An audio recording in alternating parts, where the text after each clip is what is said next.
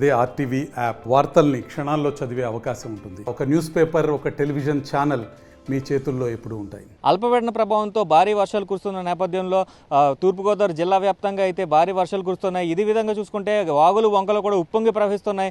ఉమ్మడి తూర్పుగోదావరి జిల్లా వ్యాప్తంగా అయితే వరద నీరు ఏదైతే గోదావరిలో వరద నీరు కూడా భారీగా ప్రవహిస్తూ ఉంది. ఈ నేపథ్యంలో చూసుకుంటే పోలవరం దగ్గర కూడా గోదావరి ఉధృతంగా ప్రవహిస్తున్న పరిస్థితులు ఉన్నాయి. ఈ నేపథ్యంలోనే గోదావరి స్పిల్వే వెనక భాగంలో ఉన్నటువంటి గండిపోచమ్మ ఆలయం అయితే కూడా పూర్తిగా నీటిలో మునిగే పరిస్థితి అయితే కనిపిస్తుంది. ఆలయ గర్భగుడిలో కూడా వరద నీరు అయితే ప్రవేశించింది. ఆ విజువల్స్ మనం స్క్రీన్ పై చూస్తున్నాం. అదేవిధంగా చూసుకుంటే ఈ వరద నీరు అలాగే ధవళేశ్వరం బ్యారేజ్ దగ్గర కూడా 10 అడుగులుగా గోదావరి ఉధృతంగా ప్రవహిస్తుంది. అయితే ఈ నేపథ్యంలో అధికారులు ధవళేశ్వరం బ్యారేజ్లో ఉన్న 175 గేట్లకు గాను 130 గేట్లను తెరిచి నీటిని అయితే దిగువకు విడుదల చేశారు.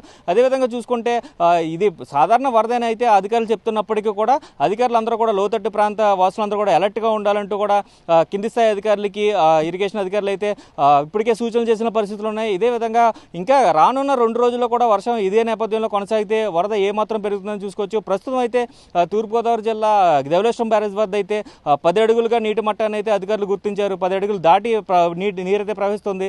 ఈ నేపథ్యంలో 130 గేట్లను తెరిచి నీటిని అయితే దిగువకి సముద్రంలోకి అయితే విడుదల చేసిన పరిస్థితులు ఇక్కడ కనిపిస్తున్నాయి. ఇదే విధంగా చూసుకుంటే గండిపోచమ్మ ఆలయం కూడా ఇదివరకు గతంలో ఏదైతే ఫ్లడ్ వచ్చిందో గతంలో ఫ్లడ్ వచ్చినప్పుడు ఇదే వర్షాకాలంలో ఆలయం పూర్తిగా మునిగిపోయింది. కేవలం ఆలయ శిఖరం మాత్రమే కనిపడిన పరిస్థితులు గతంలో ఉన్నాయి. అయితే ఇప్పుడు గర్భగుడిలోకి నీరు ప్రవేశించింది. ఈ నీరు ఇంకా పెరుగుతుందా, ఎంతవరకు పెరుగుతుందా అనేది అయితే అధికారులు అలర్ట్ అవుతున్నారు. అదే విధంగా చూసుకుంటే దేవీపట్నంలో ఉన్న ఇరిగేషన్ అధికారులు అవ్వచ్చు, లేదా కలెక్టర్ అవ్వచ్చు, అంతా కూడా ఎలక్ట్ అయ్యి ఏదైతే చర్యలు తీసుకోవాలో అన్నీ కూడా చేపడుతున్నారు. అయితే ఈ నేపథ్యంలోనే ఏపీ టూరిజం సంబంధించి ఏదైతే పాపికొండలో ట్రిప్ వెళ్ళే బోటింగ్ అంతా కూడా ఆగిపోయింది.